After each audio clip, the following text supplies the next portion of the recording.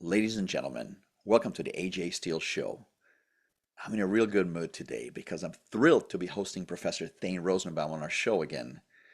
But there's another reason, and this is a true story.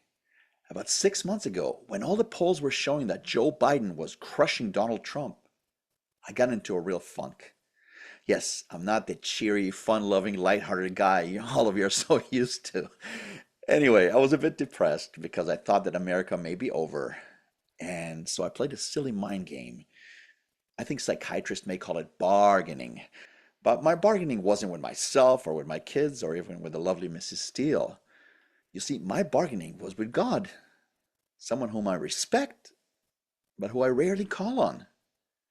So in my little mind, not believing that the powers that be would let Donald Trump win, I told myself that if he happens to win, I will leave my beautiful home in sunny California. And just so you know, today the weather here is 67 degrees. So I would leave my home in sunny California and fly out to the frozen wasteland of Washington, D.C. to attend the inauguration. And just so you know, today the weather in Washington, D.C. is 29 degrees as we speak. So I think you guys know the rest of the story. And when you make a deal with the men above, you have to honor that deal or else. Bottom line, I bought some gloves and some heavy socks and some warm pants, and I asked Mrs. Steele to knit me a new hat because in a few days the two of us will be on a plane heading to DC. And I'm ecstatic about it. But enough about me. I'm no less excited about the inauguration than about my upcoming interview with Thane Rosenbaum, who happens to be a wonderful writer, a distinguished law professor, and a great interviewer who's talked to presidents, rock stars, Supreme Court justices, and even a few Oscar winners, and me.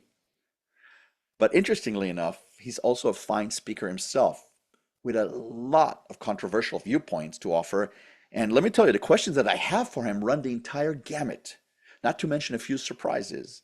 And this interview will be coming up in a few minutes.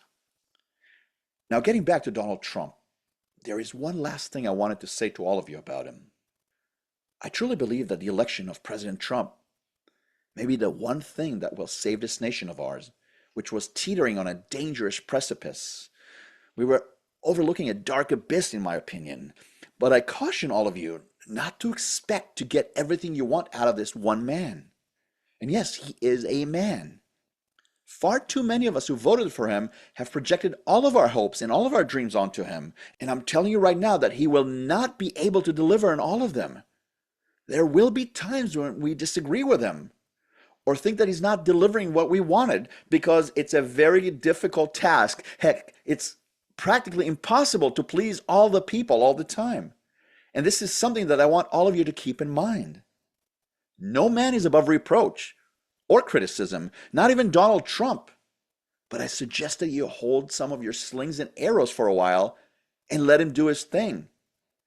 And even if he angers you from time to time, always think about the alternative. Every time you're disappointed in Donald Trump, think of Barack Hussein Obama and Kamala Harris and Joe Biden. And that should be enough for you. What did the Rolling Stones say? You can't always get what you want, but you get what you need. Ladies and gentlemen, before I take my first break, let me remind you to continue spreading the word about the AJ Steele Show and to subscribe to it if you haven't done so already. Our show just hit #1 in a couple of nations overseas. Yes, you heard me right. The AJ Steele Show has hit #1.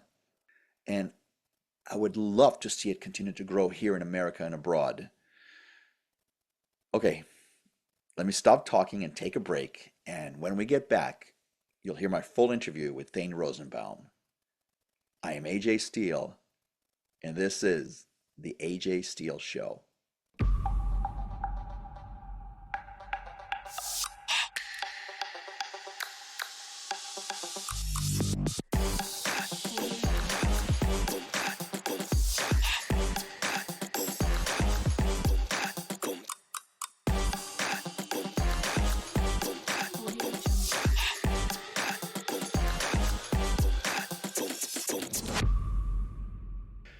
Thane Rosenbaum, it's so good to have you with us. Welcome back to the AJ Steele Show. It seems just like yesterday, AJ, so I'm happy to be back. Well, last time you were on with us, which was about a year ago, not Mhm. yesterday, you caused quite a stir with your bold statements about the ascension, or maybe I should just call it the malignancy of violent Islam in the West and the collusion of the American left with it. And I promised to touch on all those topics and on the Gaza war as well. But I want to start by talking about the biggest thing that happened since the last time we talked, and that's the election of Donald Trump. What do you think about it? I know that so many of us are putting all of our hopes and dreams on his shoulders. Is he the cure-all for all of America's ails? I don't know if he's the cure-all. I know that the Democratic Party, as presently constituted in the White House, needed to be replaced. I'm much more sure of that. I'm a registered independent, and I can tell you that a great deal of the Biden administration was truly shocking, illiberal, undemocratic, anti-American. It really was painful to watch, and I'm thrilled that they're all gone. I hope that Donald Trump will be a massive improvement, but you never know. All I could say is that he said all the right things Yeah. that attracted votes among very disillusioned Americans that were told that white people are horrible, that America is the worst nation on the planet, that uh, uh, gender is not determined at birth and it's incredibly fluid, and transgender people should compete against women in sports. And that if you didn't believe this, you were a homophobe. That Hamas was a liberationist army, that the Palestinians were perfectly pure, innocent people, lovely people, and that everyone needed to support them against the genocidal Jews. So, as a Jewish public intellectual, to me, the Democratic Party has been poisoned, and they deserve to either reform themselves. I don't think they will. Hmm. I think they'll double down. Interesting. Uh, yeah, well, they hate the people that voted for Donald Trump. They think they're stupid and ignorant, and they think they're NASCAR watchers. Their prejudice against America Hmm. outside of the coasts is pretty severe. And when Hillary Clinton used the word deplorable, she meant it. Wasn't a mistake. She meant it. Smug, arrogant. She's a nobody, but she married well and became a United States senator. But the outrage that she described deplorables is something that lingered, I think, in the minds of many people. She started it, and it only got worse. Well, living Um, living in California, I know the people you're talking about very well. I'm sure in New York they're very similar. It's more than just elitism. It's not just the wealthy people. It's just a mindset, a crazy, insane leftist progressive mindset, this air of superiority. yeah, well, yeah, and it's also this idea of moral certainty and moral judgment Hmm. that I don't just disagree with you, you must be banished. Yeah. Right. It's not a matter of disagreement, which is why, as a person who's written a book on free speech, who considers himself, I'm a classic liberal. Yeah. My mind is open, and the Democratic Party's mind is not open. It's very closed. They're very smug and assure of what's righteous and true. And if you don't agree with them, they will cancel you. And that's what the cancel culture was. It was no longer, a true liberal says, if they were liberals, they're not, but if they were, they would say, I'd never thought of that point of view before. I don't agree with it, I don't think, but I'm going to give it some thought. I might get back to you, may not. They wouldn't say, my children can't play with your children. They wouldn't say, you are morally repugnant and therefore you don't deserve to live. They wouldn't, banish you. They wouldn't, turn social media against you, right? What we've done in the cancellation culture is that we don't agree with you and therefore you must go. And I think that authoritarianism is what led, oddly enough, ironically, he was considered Trump, the anti-democratic authoritarian True. candidate. But actually, he was put back in office because he came across as anti-authoritarian. He came across as the guy that was saying, I'm happy to serve French fries at McDonald's. I'm happy to listen to you. I don't cancel you. He was canceled Twitter, Facebook, everyone shut him up. And so again, I think Americans, and again, I can't think of anything more anti-American than not just canceling, but depriving someone of a platform so that they couldn't speak. Yeah. We saw that again in the cases against him. A former president was put a gag order that he wasn't allowed to speak. So there were many examples of this that I think most Democrats think are totally legitimate. Of course, raiding a former president's house, really? Yeah. I mean, my first thought was, if they can raid his house, they can absolutely raid my house for sure. Exactly. They could, and that's what most people should have been thinking. What? Over documents he didn't sell or destroy or reveal or disclose. Over documents he merely possessed, didn't give it away, didn't sell it, didn't destroy it, merely possessed, that you would go to the lengths of raiding his house.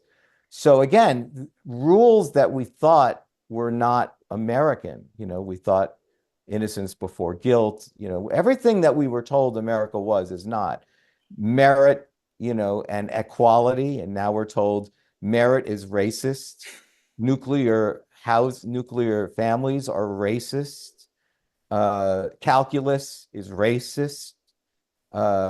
Everything is racist, or homophobic or Islamophobic. And that is a very authoritarian mindset.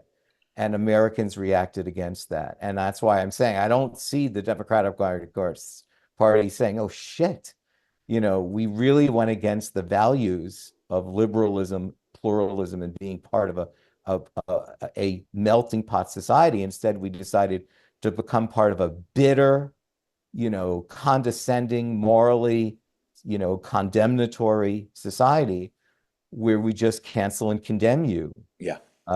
Instead of and insist that you must listen to people of color and shut up because they always have more interesting things to say than you do. I'm saying they might, and you know what, they might not.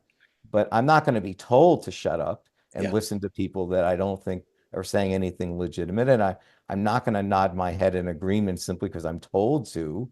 And that's what those last 4 years have looked like. And I think that anyone who denies that, I think it's pretty self-condemning, but it looked a lot like that. It looked like fascism of the left. Well, to every action, there's an equal and opposite reaction. I think that's what we're seeing. The pendulum has swung back, or maybe to where Middle America really is. Last week I interviewed a gentleman that was imprisoned for 3 years in federal prison because he was in the January 6th protests. And you were talking about Trump and how they broke into his home. They did the same thing to many good Americans who might have acted a little bit, out of line, but they were not criminals that deserve to sit in jail for many, many years.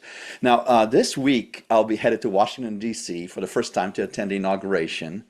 About 6 months ago, I was pretty sure Trump would never win. So I made a deal with God that if Trump is elected, I will leave my home in sunny California and brave the East Coast to see him, to see him sworn in. It's a long story, but getting back to my question, that I wanted to ask you, let's pretend for a moment that he calls on you, Professor Thane Rosenbaum, and ask you for your sage advice as to what he should be doing in his first 100 days. I know it's a big question, but I didn't bring you on the AJ Steele show for fluff. Well, you're right. I didn't think about that, what the first 100 days should look like. I think he doesn't, what he's planning to do, I don't think he needs my advice because I'm pretty sure that he's already demonstrated in the appointments that he's made that things are going to happen in the first 100 days. I think that the fact that he even called for the return of the hostages in Gaza, unless all hell breaks loose, as a Jewish law professor, a Jewish American who's a longtime human rights professor, who's a supporter of Israel and has been following anti-Semitism and the connection between Islamists and terrorists. I thought that is exactly what a president should say. Not what we saw with Joe Biden was conciliatory. You don't want to upset terrorists. You don't want to offend Hamas. That would be a horrible thing.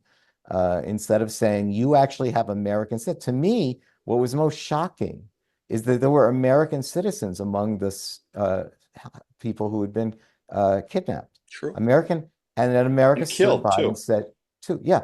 And some lost their lives. And that we didn't say, like, the ancient Romans said, the century that there was that, I forgot the name of the Latin, civis Romanus jus, I think it's called, which says, I am a citizen of Rome, Yeah. and all hell will break loose if you don't treat me with that respect.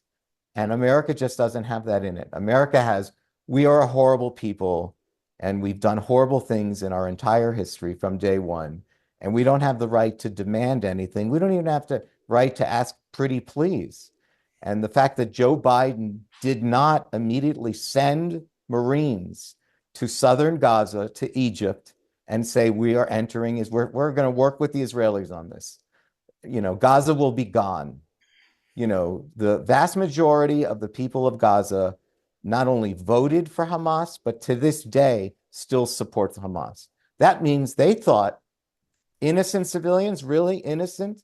Where is the innocence? If you believe that 40 babies should be beheaded, you're not an innocent civilian.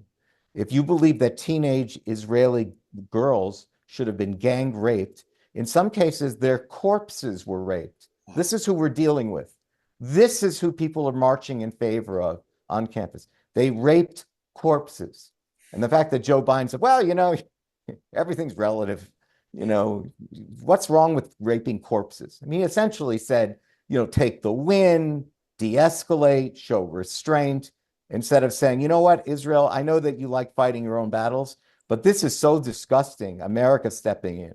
We need to step in here. I know you want to help with this, but this is really the job for America. We are the free country of the world, and we will not put up with barbarism. I know that it's your fight, but we won't allow it. You step aside. We got it. You know why? There's some Americans back there. And anyone that beheads babies deserves to die. They just do. Agree. They just do. It's not even, I mean, why, how could you, dispute this? But instead, we hid it. We pretended it didn't happen. And we decided to focus instead on the the civilians, quote, civilians, who were casualties of war, and rename them genocide. Well, if that's genocide, then every war the United States have ever been in is genocide. If that's genocide, COVID is genocide. Anytime you die is genocide. Well, let's ask the Japanese and the Germans in Dresden about exactly. genocide, well, right? We didn't, we didn't worry about civilian casualties in Nagasaki or Hiroshima or Dresden. The British bombed the hell out of Germany, and Churchill, to his credit, said, we need to burn cities bomb cities that have a lot of civilians, not military installations, civilians. Yep. Because the civilians need to understand that they put this government in place and they need to replace this. And they bombed East London into nothing. And we are now going to show them that it's time to make a change. That's how you do it. That's how wars are won. But not when it comes to Israel. Israel's the only country in the world where they win wars and they're immediately required to sue for peace and return land.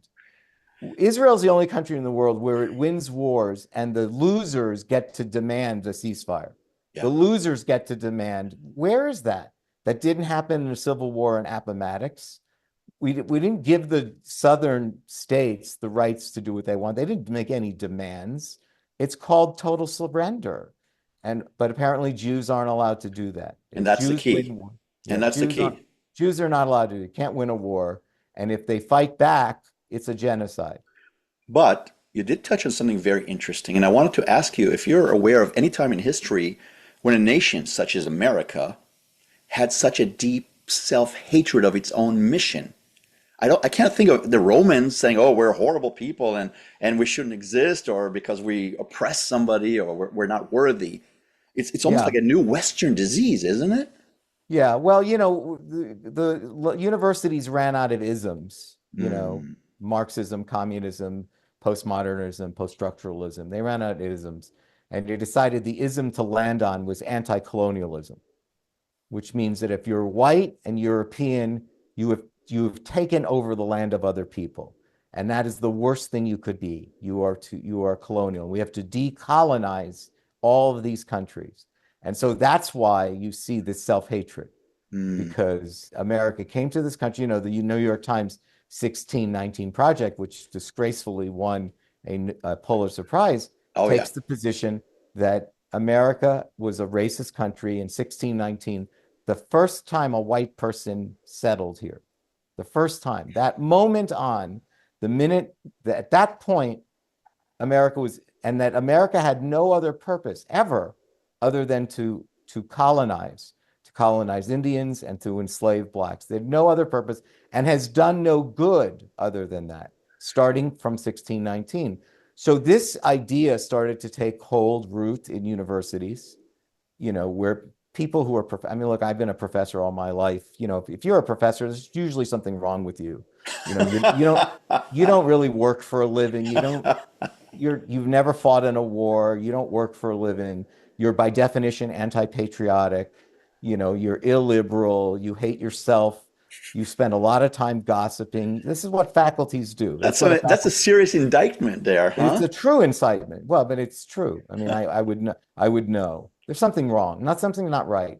And what they've done is manipulate students. Mm. What they've done is, feed them propaganda, kids that are very, very impressionable, and have, created a entire generation of self-hating Americans, anti-white, anti-capitalist, anti-liberal, an Anti-religion. entire anti-religion, of course, an entire generation that went off, and I'm often wrong. So Even I you. always assumed it was limited to the universities. It never occurred I always assumed when you get out of universities, you're not any more coddled by professors who are True. giving you microaggressions in safe spaces. And you're in a job, and people will fire you if you say stupid things. If you believe stupid things openly instead True. of doing your job, you'll get fired, as you should be fired.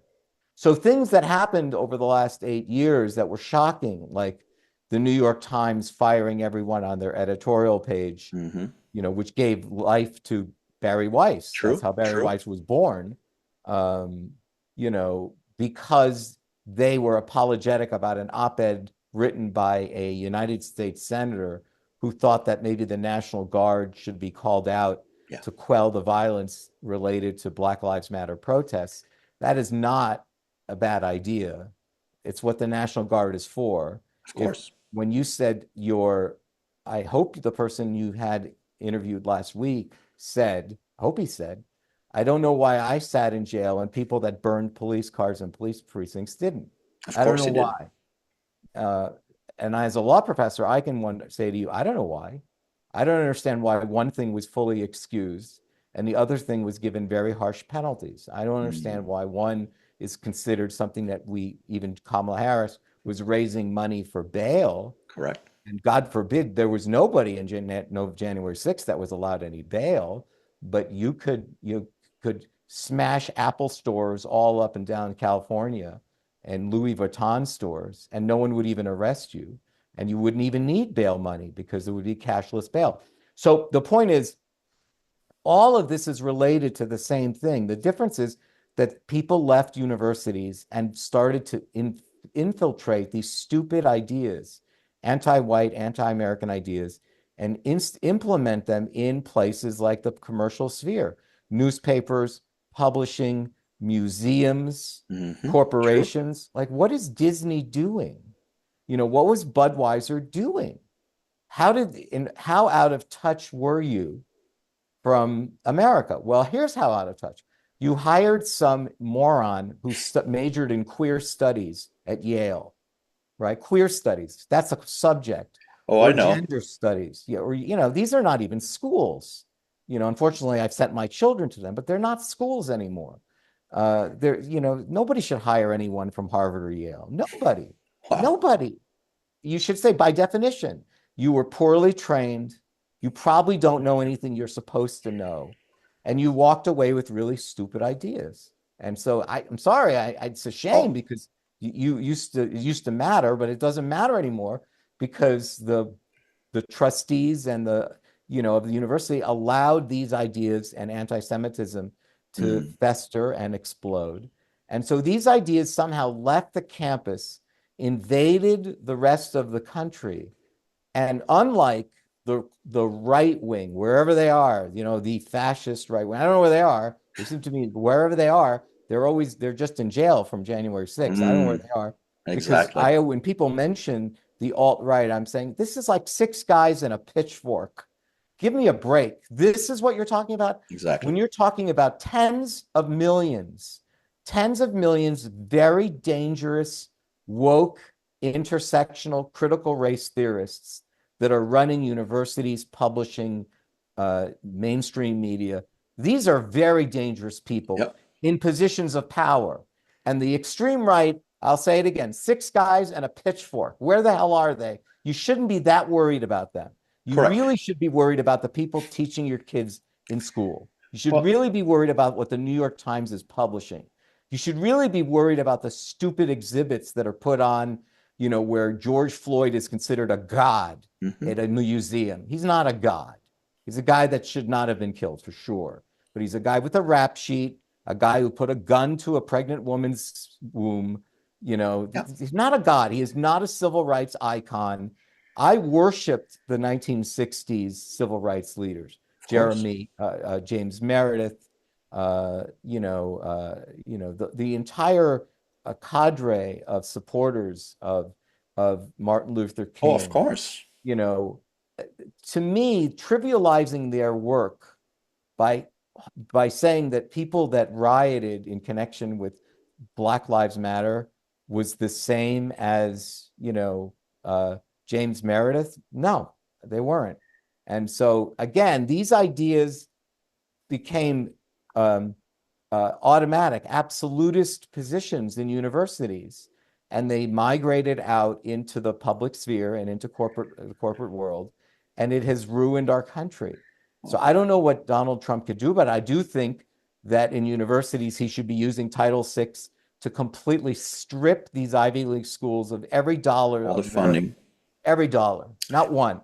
They're anti-Semitic, anti-American, pro-terrorist, pro-ISIS establishments, that the anti-terrorism laws and Title VI should be used to strip them of funding. So I understand that Donald Trump did appoint someone to be the civil rights chief of the Department of Education, who I think will do that.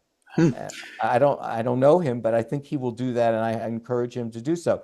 So, yes, I think that obviously you need to close the border. Obviously, we need to round up people who we never vetted before with criminal records, and obviously they should be deported. My parents came to this country legally. So I have a very pro-immigrant. I'm a first-generation American. I'm very proud of that. But my parents came here legally. And so I just think that if you're not here legally, and if you've committed crimes, the fact that the Biden administration thought that this was, an open doorway, that you walk in and you don't even have to, you don't shut the door, you don't even say thank you, you don't knock at the door, you just come in. Yeah. And that idea, again, you see this kind of very loose, illiberal, anti-American thinking that America will be much better off the more brown it becomes, the more anti-white. The browning of America was considered a good idea. Doesn't matter who you are.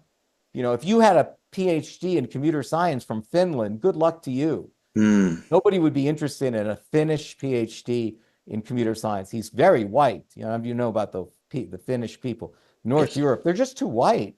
And so And blonde and blue-eyed, yes. They're very handsome people. You don't, why would we want them? And that's what was so, incredible. Yeah. That we were literally saying what we really want are drug cartel people. What we really want, it doesn't matter, because the country needs a change. And this is a very good way to change the country. Well, what you were talking about, I call it the tyranny of academia. That's really what has happened. I also believe that we should either, stop all the funding to all those universities, not give kids loans for majors that matter not, Yeah. and actually fire some professors. But I think 99% of the professors would be fired if we had to go through this. No? More than 99%. Wow, No, unbelievable. you don't know how bad it is. You really don't know how bad it is. I mean, Unbelievable. it's whatever you think it is, it's much worse. It's much Unbelievable. worse what's said in classrooms. It's much worse what would happen to you if you were a professor. I know this because I know a lot about this. If you took pro-American positions, if you thought that terrorists related to 9/11 should be punished, if you said any of these things, if you thought that Israel was the only liberal democracy in the Middle East, and that 22 Arab Muslim countries are homophobic, filled with unfreedom, anti-American, pro-terrorist, if you said anything like that, you'd be fired. Wow. You'd be put on suspension. If you said anything that sounded vaguely like what I just gave, it's basic categories of things. If you thought that gender was decided at birth, if you had any criticism to say about, various things that were emanated from the civil rights movement that became racial preferences, if you questioned racial preferences at all, you would be a racist, you'd be eliminated. So for instance, on university campuses for the last year and a half, you could scream, globalize the Intifada, Jews go back to Poland, from the river to the sea, all of which are genocidal phrases. And we protected them under some principles of academic freedom and free speech, when I can tell you, as a law professor who's written a book on free speech, there are no free speech safeguards under the First Amendment for screaming, globalize the Intifada. There isn't. We just pretended that you're allowed to say that. But if I were to walk around campus and scream, lynch blacks, lynch blacks, lynch blacks, and said the following, I don't mean it that way. It's my way of saying that I'm opposed to certain preferences. That's just a phrase, but I don't mean that. It's just the way I express myself, which is exactly what Islamists have said on campus. Oh, the river of Sea, it doesn't mean that. It means something else. Global, no, it doesn't mean that. It doesn't mean kill Jews. I didn't say kill Jews. I said globalize the Intifada. Hamas. All of these chants are essentially, words that are not protected under free speech principles, as would be lynch blacks. I mean, to me, I can't imagine something worse that you could say in a nation that once had slavery and Reconstruction and all the racism that continued even thereafter. It is our original sin in the United States, racism. Of course. So that to allow someone to scream lynch blacks would be absurd. Nobody would allow that. Well, but somehow when it came to Jews, it became a human rights issue. I'm really interested in the human rights of the Palestinians. I don't really care much about the Israelis. So I can say whatever I want because my basic premise is pro-Palestinian. It's not about Jews per se. Well, even though what's interesting is American Jews were being persecuted in the United States in all sorts of ways. Storefronts smashed, synagogues and cemeteries defaced, people threatened on the street. No one asked any of those Jews what their feelings are about Israel and the Palestinians. They didn't care. So they just came after Jews. I don't see how that's not anti-Semitic. No one actually said, do you think Palestinians should have a homeland? They didn't care. If you were Jewish, we would come after you. But I think that this comes from a place of self-loathing too, and it's not just self-loathing, not just hatred of Jews. And there's a lot of Jews who hate themselves as well. But it comes from a place where Americans hate the concept of America. Now, let me ask you a final question about Donald Trump before we move on. In your opinion, is Trumpism, or the social political movement that he's spearheaded, let me rephrase, is Trumpism bigger than Trump? Or will it die the minute he leaves the White House, hopefully after 4 successful years? That's an excellent question. I don't know. He created a movement called MAGA 8 years ago. I don't think anyone thought that name would mean anything. And today it means everything. By the way, the Biden administration kept using the words MAGA. They helped. True. They amplified it, yes. They repeated it all the time. So is there a movement? Remember, during the Ronald Reagan administration, he was assisted by the evangelicals, Christians, and the moral majority. True. So even though intellectually the Reagan administration was very much influenced by neoconservatism, who were not evangelicals. By the way, many of them were Jews. True. But the neoconservative movement sprung out of the Commentary magazine and a number of, Daniel Patrick Moynihan, who was not Jewish, was part of that movement. That a lot of their foreign policy came out of the neoconservative movement, but he was elected by the moral majority. I don't know whether the moral majority lasted into the first George H. Bush administration. I don't think it did. So it makes me think that it came together as like a perfect storm that got Jimmy Carter out of office and provided a landslide victory for Ronald Reagan. It lingered for the full 8 years of the Reagan administration. I don't know if it continued. I think some of it will, Matt, what will depend on it being a movement. And again, you've asked me this cold. I had never thought about this. But I think it has a lot to do with whether the left will reform itself. If the left doesn't reform itself and basically kick out Bernie Sanders, the Squad, Elizabeth Warren, just kick them out. Oh, by the way, Elizabeth Warren was a professor. There you go. An Indian professor, Native American, by the way. Yeah, now you're right. Get rid of them. They should go. They should not be reelected. If the progressive movement, and I don't think that's going to happen, I think AOC is going to become more powerful. That is my prediction. I'm very afraid of her. Yeah, I think so. I think that if the Democratic Party continues to shift hard left, then whatever this movement was that elected Trump may get stronger. And that the centrist moderates, the people don't exist anymore. Clinton was, Joe Lieberman was, McCain was, there was a long history in this country of electing moderates that could somehow, combine different constituencies. That doesn't exist. No. Everyone on the Democratic side who could have been a moderate, guys like Schumer, are afraid of being primaried on the left. They're afraid. And so they shift left. So the Democratic Party looked a lot more left than it should have been. Mm-hmm. And Joe Biden, who ran for office promising to govern as a moderate, he was elected as a moderate, but governed as a progressive. From the minute he took office, you heard him say things like systemic racism, white supremacy. He immediately talked about the Green New Deal. True. He wasn't using the words moderate Democrat. He was immediately referring to the racist America that needs to beg forgiveness.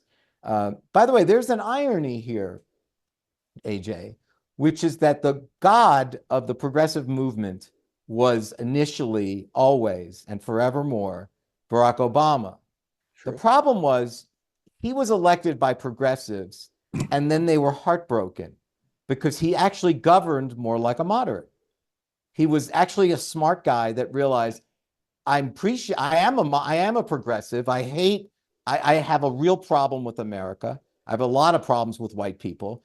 Jews, I'm not so sure about. Israel is clearly a colonialist country. He, in his heart, I believe, believed a lot of that. I do think he does believe it now, believes it then. But he couldn't get reelected that way.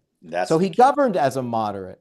So the progressives were very, betrayed the whole time. They were afraid to speak out, but they were betrayed by Obama. They wanted to see the Obama administration.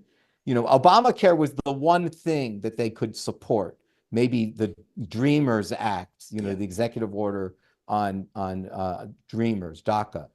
But I think overall they were disappointed him. Ironically, the true moderate, Biden, because of the dynamics, the political dynamics in America, he actually governed like a progressive. So the quick answer to your question is, I think it has a lot to do with what happens on the far left. If the far left continues to be what it is, illiberal, anti-free speech, anti-merit,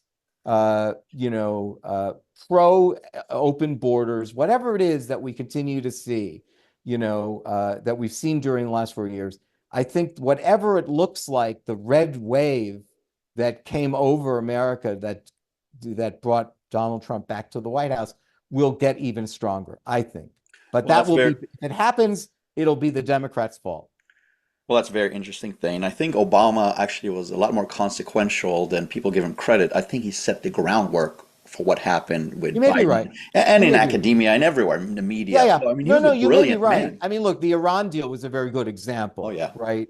The Iran deal is, of course, the Ayatollahs would like me.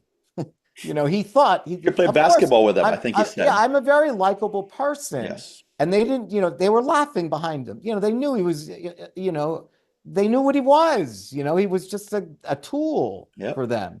And so he got taken on the Iran deal. Look, I do think that Barack Obama ultimately had very strong progressive bona fides, and he may have set in motion some of what we ended up seeing during the Biden administration. But he didn't really overall govern like a progressive. What we saw in the Biden administration was unique. We had never seen that before. In my view, it was far more progressive and left than anything that came out of the New Deal, than anything that came out of the Great Society. So for all the left-wing credentials of FDR and LBJ, Joe Biden's administration will be remembered in their both actions and deeds and their will to have been more committed to a radical redefinition of American political democracy in a shifting towards left-wing thinking.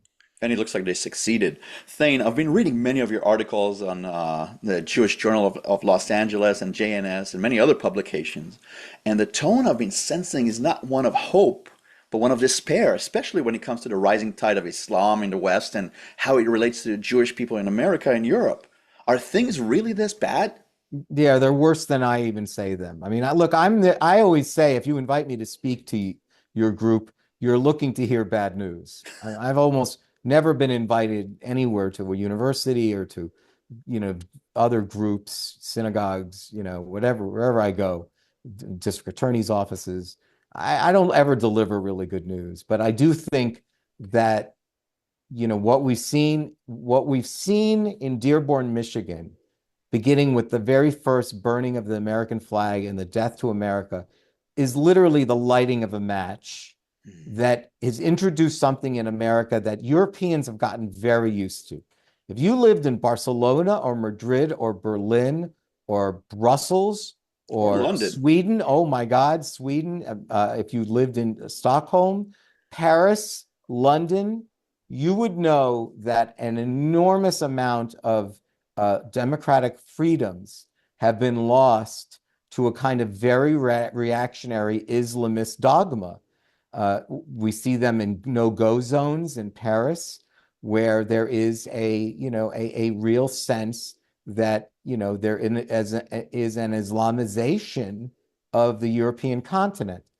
That was not really true in the United States. Europe was very used to what I call the Arab street. The Arab street is like what you see in Iran. Death to America, death, burning things in effigy, death, death, death. There's always death, death. There's only one people on the planet, Muslims, Islamists, that love to start their chants with death. There's always death. Could you people imagine the people from Luxembourg screaming, death to France, death to France? What would the NATO nations say about that? Somehow there's a kind of moral relativism. Well, Turkey gets away with it. That's a NATO nation. Yeah. Well, we have a moral relativistic position. The Muslims like to say death. Yeah. They like to cut off heads. They like it. Who are we to tell them not to do it? But it's barbarism. But we just pretend it doesn't happen because we want to seem, objective, not imperialistic, non-judgmental. We're not judgmental. You like to cut off heads, go do it. Enjoy yourself. You have to cut off our heads. All right, look, we'll have to accept a few. Exactly. And I'm not kidding about that. Like, for instance, under Sharia law, Muslims can rape non-Muslim women. It's absolutely, there's various hadiths and other provisions in that. And so Europeans have seen this. They saw this in England, and they saw this in Germany, where there were wide-scale mass raping of white European women. Yeah.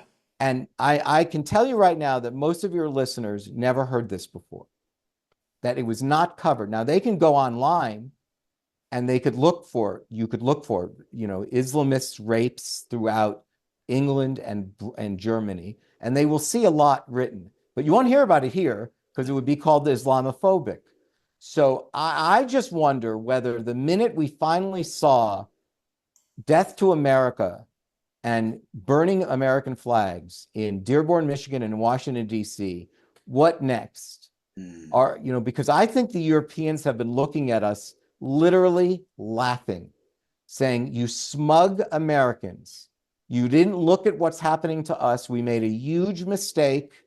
The Syrian refugee crisis ballooned our population with people that really don't have democratic values. If you don't believe in American or European liberal democracy, you really don't belong in these societies. We really don't, you won't like it and we won't like having you. Nothing personal, but you don't have the right value, sensibility to appreciate pluralism and liberalism.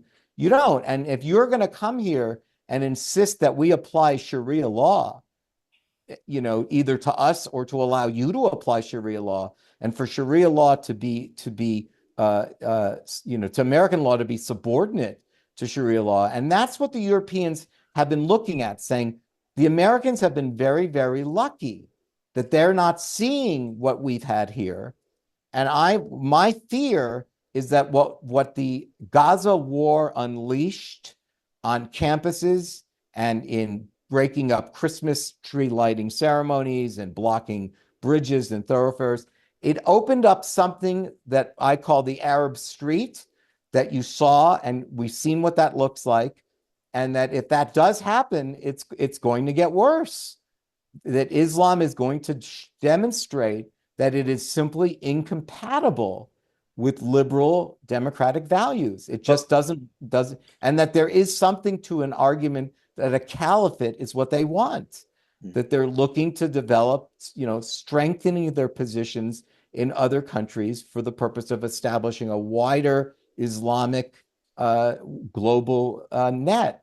So I'm dubious because I saw what happened to the Europeans, and I don't see Americans getting to my mind, Americans did not respond to the Hamas massacre in the way they should have, or to the intimidation, harassment of Jews as the way they should have. They haven't. And by not responding, what you've done is you've capitulated to terrorists. And you validated it, basically. You validated. You said, we think that beheading babies is good.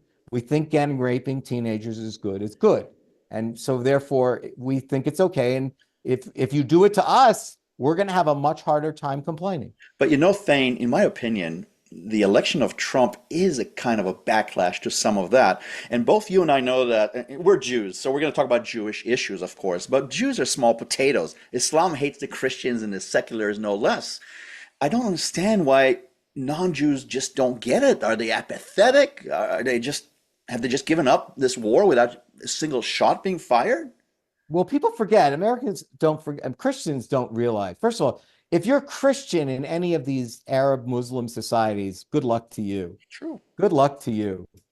Just like, queers for Palestine, really. Homosexuals in Gaza get hung from cranes and shot and thrown off rooftops. So queers for Palestine, talk about something that's ignorant. You can't think of it. Women for Palestine, really? Women for Palestine?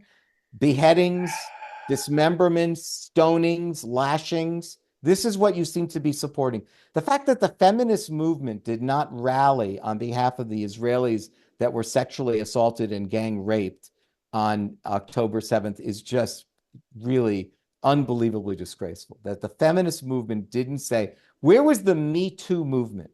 The Me Too movement did not rally on behalf of women on October 7th. So, but in terms of Christianity, people forget because most people don't know history. When Israel was created in 1948 until 1967, Israel did not have control of the holy city of Jerusalem. It did not. The biblical city of Jerusalem was under the control of the Jordanians. Yes, right. Sure. The Jordanians ran. Now, I think that was 19 years until Israel reclaimed Jerusalem. 67. The various churches, the Church of the Nativity, the Church of the Sepulchre, think how that's pronounced. Sepulchre, good, yes. Thank you. I've been there many times, but I always boggle the way it's said. Fascinating place, by the way. Fascinating place, but was a shit box. Oh, yeah. When the Jordanians had it. When it was under the control of Jordanians, it was a shit box. It was a place to bring your cats to take a crap in. Not to And so, mention the Turkish Empire. yeah, They exactly. The didn't respect Armenians, those right, places. right. So that should tell you, if you're a Christian who goes back to Jerusalem today to walk the Viva Dolorosa, right, the walk of Christ, Correct. uh, The uh, stations, where the the stations, the stations, cross are, right? yeah. You need to know that that wasn't possible during Jordanian occupancy, right? It was the churches, the walk, everything was destroyed. They don't care about another religion. They No. don't respect another religion. They don't value another religion. Remember, Muhammad is a very interesting prophet. And unlike any other prophet, you want to know why? He's a general. Military, correct. No other prophet in any other religion is there, the person is a warrior. That should tell you something. True. You know, Jesus is the very opposite of a warrior. You know, he's the ultimate pacifist, right? Turn the other True. cheek, you know, True. Sermon on the Mount, you know. So I think that's Muslims are telling you something when their most central religious figure is a general. You should be going, whoa, whoa, whoa, whoa. Well, Why do you need a prophet to be your general? Well, what are you thinking of doing? What's up with that? So I'm just saying, when you say, what is it like for Christians? It's no better. It's worse. And by the way, that is the reason why, to their credit, and I find that American Jews do not show enough gratitude to evangelical Christians. I agree. They don't. They don't show them enough gratitude. I, for one, you know, am very grateful of the support that evangelicals has shown to the Jewish people and specifically to the people of Israel.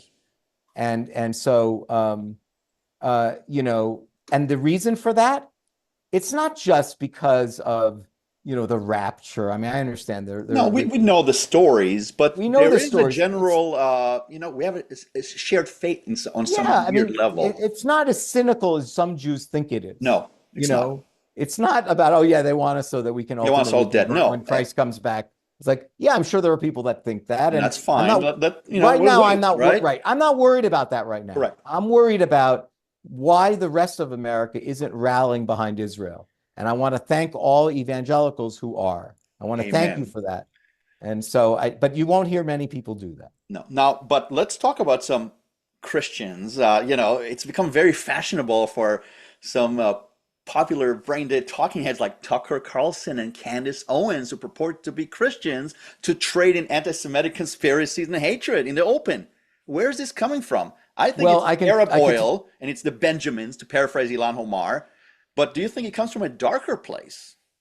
Well, that's the one element of the revival of Donald Trump's electoral victory that worries me. Mhm. It's the one piece that I just have always said, you heard me say, six guys in a pitchfork.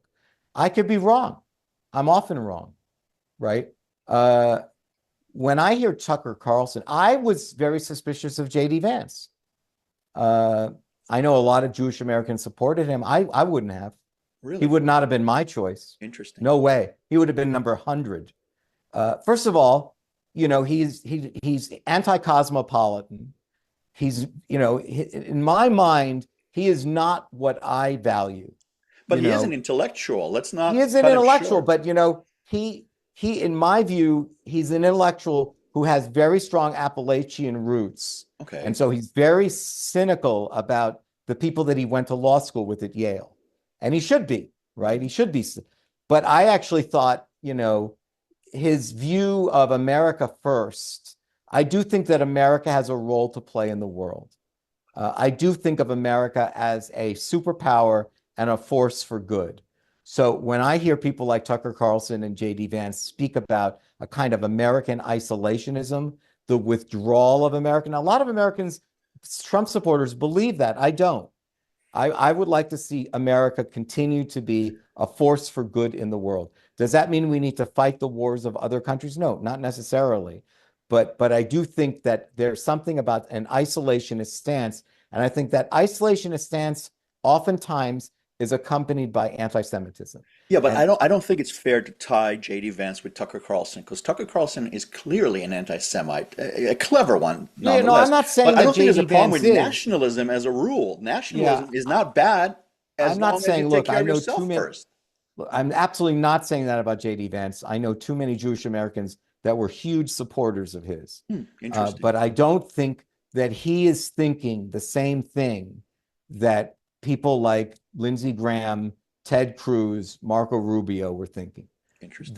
Their view of the world, to me, their view of Israel, their view of America as a beacon of freedom and democracy, their view is not the same in my mind as J.D. Vance.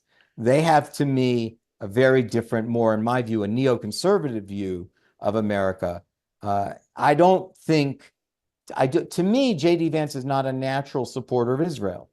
It's not natural. I think he would, and I think in this administration he would. But remember, before J.D. Vance, not everyone remembers this. But when J.D. Vance was simply a best-selling author of a zeitgeist book called, Hillbilly Elegy. Well, he did quite well in California as a lawyer and as an Yeah, investor as no, well. but He did fine. he was on the Tucker Carlson show, Hmm. a regular guest, and Tucker Oh, Carlson I didn't know. helped him get elected to the Senate in Ohio. Uh-huh. There's no question. I don't Uh, watch Tucker, so I don't know. I've only no, seen clips of him. you go look it up. You'll I will. see he may have been one of the most, and Candace Owens. So if you're asking me why are you lumping them together, I'm lumping them together because there was a time when Tucker Carlson's two favorite guests were Candace Owens and J.D. Vance. I did not Does know that. that mean that the anti-Semitism that comes out of the mouths of Tucker Carlson and J.D. Vance, out of Candace Owens, is also something that J.D. Vance agrees with? I hope not. I haven't heard him say that, Me but I neither. am saying that I see them as very similarly aligned. And that is not an America first that I necessarily agree with. Well, this is very interesting what you just told me because I've never looked at it from that perspective. What I've seen of J.D. Vance, I've liked a lot, and actually recently I've heard him say some very nice things about Israel. But let me Right. ask you a final, not a final question, but closing in this Jewish conversation, or at least about Jewish people. What do we do? Do we pack our bags just like our grandparents and their grandparents did and run away? I don't think there's a place for us to run to. It's not like Israel is safe anymore. What do Jewish Israel people do? Israel is safe. If you are a Jew and you want to be safe, you should go to Israel. What happens on campus, what happens on street corners, what happened in Toronto and Montreal and Los Angeles and New York and college campuses around could not happen in Israel. True. In You should see Israel, some of the universities there, by the way. A lot of in them the are United very left States, wing. Jews no longer wear Stars of David as necklaces. Uh, Religious Jews wear Yankee caps instead of yarmulkes. Yeah. That's not a good sign. If you have to hide your religious insignia, there has been open hunting season on Hasidic Jews because of the way they're dressed and they're easy targets. Yeah. Near where I live in Brooklyn, there's been an epidemic of violence against Hasidic Jews. And I know far too many Jewish Americans that do things now that to demonstrate that they're not really Jewish. Either the way they dress or the way they act or what they say. Here's an example. I wrote about it last week in my essay. Adrian Brody just won the Golden Globe for Best Actor for the movie The Brutalist. He plays a Holocaust survivor. He played a Holocaust survivor 20 years ago and won the Academy Award for a movie called The Pianist. I remember. When he accepted the Academy Award for The Pianist, he made it very clear, I understand that I'm Jewish and I played a Jewish person, and that was a real honor for me to be able to tell that story. This time, he didn't mention the word Jewish. He mentioned his ancestors, but didn't label them in that way. He didn't label them. He was afraid to say the word Jew. And you go look at his speech. That's the one word he forgot to say. And this is in Hollywood, which is supposedly controlled by 2 Jews, weeks no? ago, he was Amazing. utterly afraid. He played a Holocaust survivor. Yeah. He was Jewish, but he was afraid to say it. Go look at his speech 20 years ago, and that's what he was saying. And everyone was prepared to hear that because in those days, to say the word Jewish was not an insult to Muslims. But today, if you say the word Jewish, it's an insult or it's in a microaggression to Palestinian sympathizers. So I'm saying, if this is the America that we have now, where it's very unfashionable to even say the word Jewish because it's politically incorrect, then you really should be in Israel. You shouldn't be in America. And that's why I'm saying we need to fight to take our country back. Absolutely. Jews have to take their country back. Pro-American, pro-military people need to put their, to me, the most repulsive thing that came out of the Biden administration, it's not, and you could say, Thane, I know that you're a Jewish intellectual, so you're going to say it's the anti-Semitism, anti-Israelism. No. It's the anti-Americanism. To me, the shocking lack of patriotism, and I'm saying that to a guy who has a podcast that's got two American flags behind him and Jim Morrison to the left. There you go. And John Wayne, don't forget. And John Wayne also, right. It makes you a very interesting man, AJ. Thank you. But to me, I said it throughout the Biden administration, throughout the Black Lives Matter movement, the shocking lack of patriotism, the shocking lack of respect for America, the shocking lack of respect for servicemen that lost their limbs or lost their lives. To me, I have never been, my children will tell you, I have never walked anywhere in America, and certainly in New York, where if I don't see a service person, I don't cross the street and say, thank you for your service. Yeah. I didn't do it. So I feel beholden for Americans that did. And so to me, part of this liberal elite, the coastal elite, what I find most repulsive is not just its illiberalism, its lack of compassion, respect for this country, and respect for the people that served in the military in this country. Thane, this might be one of the best summations I've ever heard of the Biden administration. Now, I know our time is starting to run short, and before I ask you my last two questions, I was wondering where our audience can see your interviews and read your work and check out your social media. So there's ThaneRosenbaum.com is a website which has everything. So it has anything that was taped, video recorded for CBS News or for Newsmax or for anything that I've done, public events through the Forum on Life, Culture, and Society. It's all under the gallery listing in ThaneRosenbaum.com. Under works, you can see all of my books, all of my essays, documentaries in which I've appeared.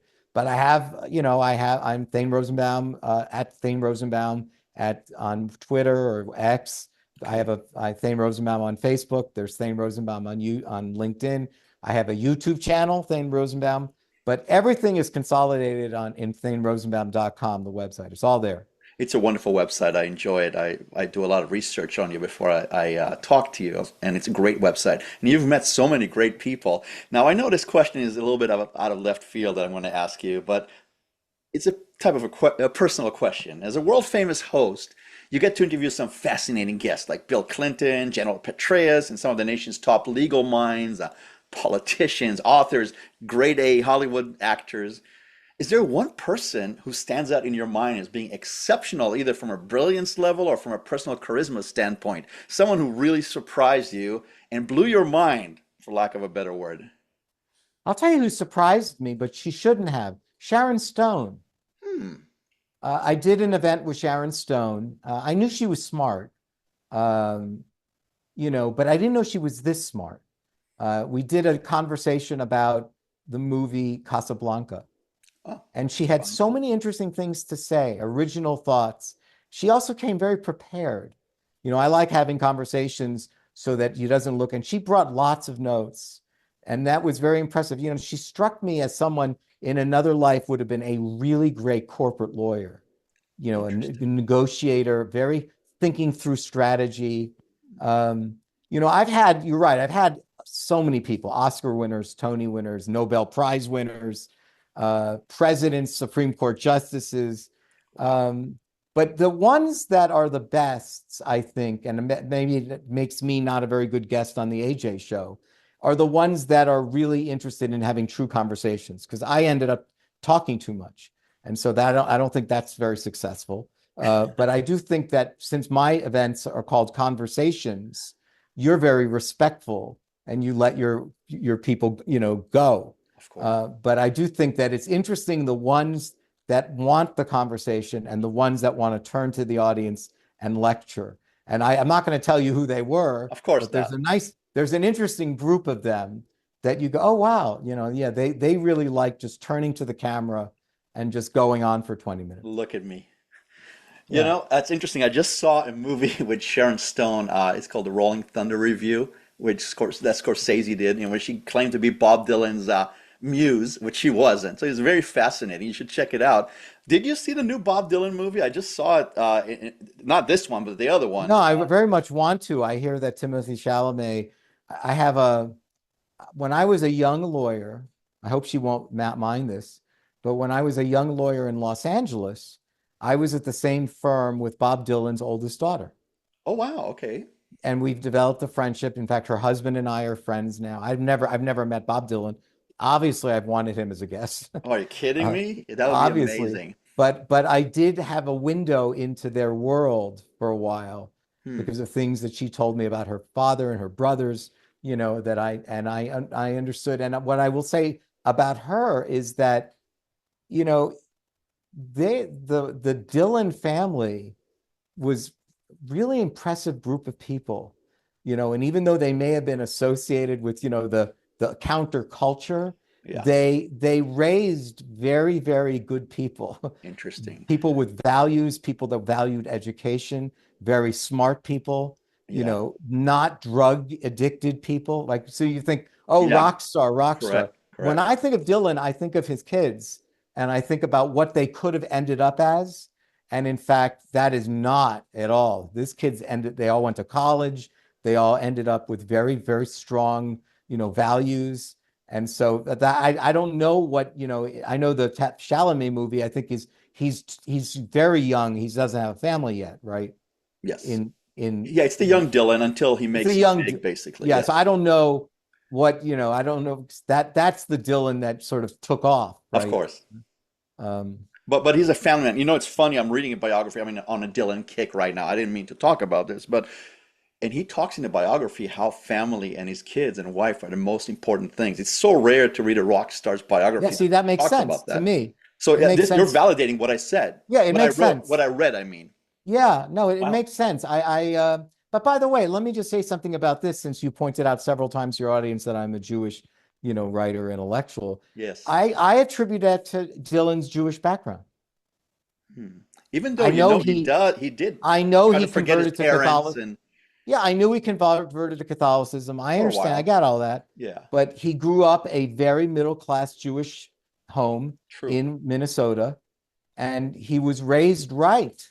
And Hmm. he knew what families should look like. And he took different other turns in his life, True. but he definitely knew what families should look like and what should be valued.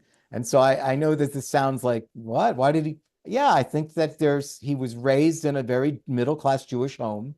Yeah. Well, we And have to do this a little bit to ourselves sometimes. No one else yeah, will, right? when he won the Nobel Prize, I was asked by a number of people, groups to come speak, because I'm a novelist, and they thought, well, what is it that they've never given Nobel Prize for literature to a True. songwriter before? It's true. That had never happened, right?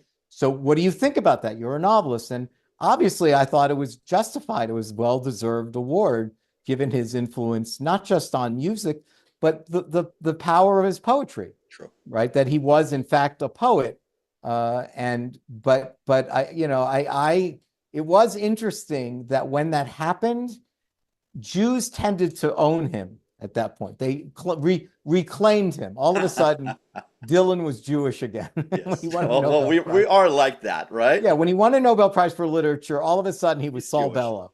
We saw him as Philip Roth. Well, he did go through a Christian phase, and then he returned to his Judaism, and Yeah, that's he's a true. wonderful man. And next conversation we have, we'll talk about Leonard Cohen, who I've got to Ah, see live a couple of times, but that's a yeah. different show, okay?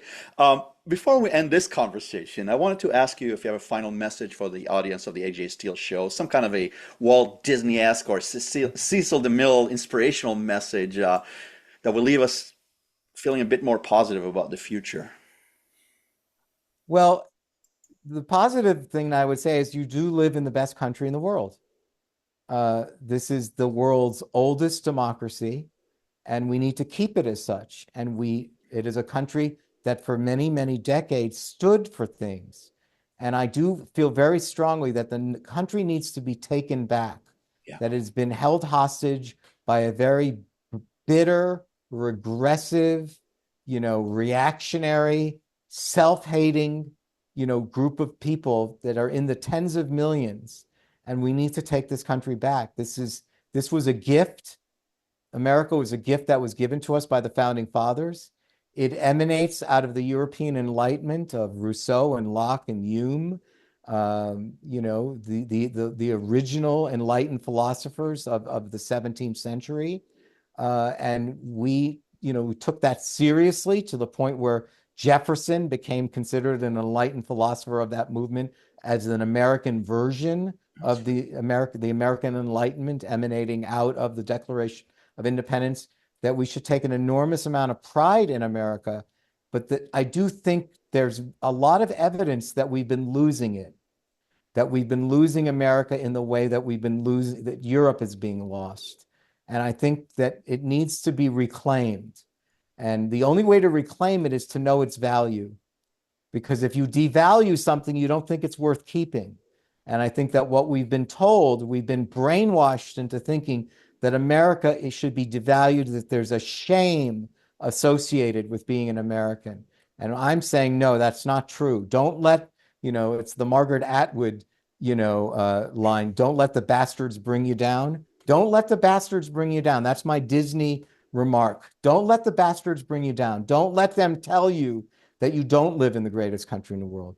Don't let them tell that you already don't have the biggest freedoms in America and that you need to continue to fight for that and push for that. Don't let them do that, because I do think that the last decade or so, that war is being lost. It's been lost, and it's been lost in part because corporate America has capitulated, mainstream America has capitulated, the universities were already capitulated, so that we really don't have a lot of institutions that we can have faith in anymore. And also, we had an administration that was not pro-religion. So if you have an administration that's no pro-religion, there's an institution that also we don't have faith in. So I just think that, it's a dark side of a hopeful message, but it's the message that originates with the idea that this is a great country and you need to take pride in it and to fight to keep it great. And in that way, I was hopeful by the Trump administration. I hope that is the spirit of what his next 4 years will look like. Amen. Thane Rosenbaum, it's been a great pleasure and a true honor to host you again. Anytime, AJ. And keep up the great work, awesome. and may God bless you, huh? You too, my buddy. Thanks, brother. Okay. Bye, everybody. Good night.